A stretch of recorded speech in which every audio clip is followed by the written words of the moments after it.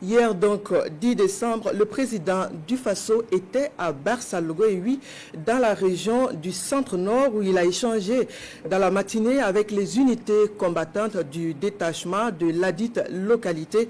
Le capitaine Ibrahim Traoré a apprécié positivement le travail abattu par les forces de défense et de sécurité dans le cadre de la sécurisation de cette zone et leur réitère son engagement à leur côté pour la victoire finale. Le chef de l'État, au cours de son séjour, a aussi pris langue avec les populations de Barça-Logo qui lui ont témoigné soutien.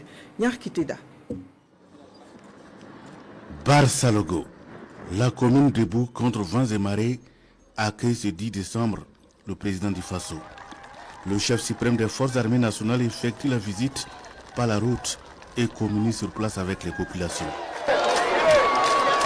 Ok, ça va bien.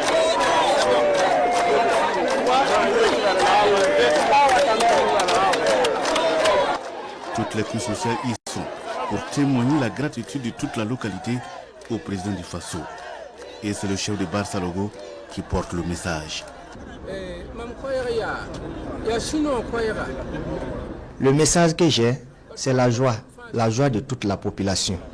Nous remercions le président du Faso qui est venu jusqu'ici pour nous rendre visite. Cela nous réconforte et nous va droit au cœur. J'ai pris pour l'entente, la cohésion, l'union, le pardon pour un vivre ensemble. Quelle que soit l'ethnie, prônons la cohésion, l'entente pour aider le président du Faso à faire avancer le pays.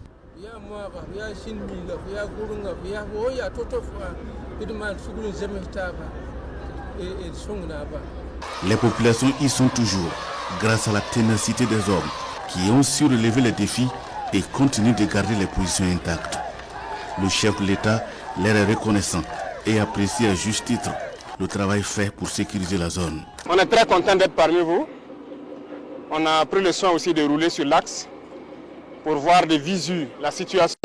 C'est le lieu pour moi de vous féliciter pour le travail qui est fait ici et de vous encourager surtout parce qu'il y a beaucoup de défis. L'ennemi recule certes, mais le chef suprême des forces armées nationales recommande à ses hommes la vigilance, rien que la vigilance. Il n'y a pas de possibilité qu'on se dise qu'il y a de l'accalmie et qu'on baisse les bras. Et tout le monde doit être attentif. C'est une fierté que de pouvoir servir votre patrie dans ces circonstances-là. Soyez-en fiers. Et il faut donner du sien. On ne se fatigue jamais. Ou bien? Et vous devez être toujours en veille, peu importe le temps que ça prendra. Une chose est sûre, vous allez vaincre. C'est ça le plus important. Cet ennemi ne peut rien contre vous. Il a beau voulu montrer à des moments précis qu'il vit encore, il est en train d'agoniser. Pour le président, la population compte sur ses FDS et il leur appartient de maintenir le flambeau afin de demeurer le rempart infranchissable. Tous ces gens que vous avez pu réinstaller, ils comptent sur vous. Vous êtes un bouclier et prenez ça comme tel.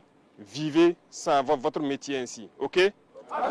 C'est très important. Donc, beaucoup de courage et encore félicitations pour tout ce qui est fait.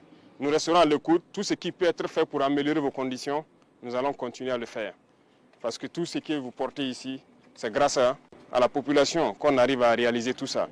Et toujours, on leur demande plus de sacrifices pour pouvoir mieux vous équiper. Parce qu'on n'est jamais suffisamment équipé. Beaucoup de courage et félicitations encore. Bonne chance à tous. Que Dieu vous bénisse.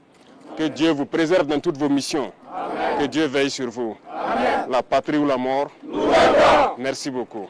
Sur la route du retour, le président du Faso salue également les éléments du détachement de Gabou, engagés dans une zone compliquée, mais relève les défis avec vaillance. Au détachement, tout en rappelant le sacrifice consenti par le peuple pour équiper l'armée, le chef suprême des forces armées nationales réitère son engagement à améliorer les conditions de vie et de travail des combattants.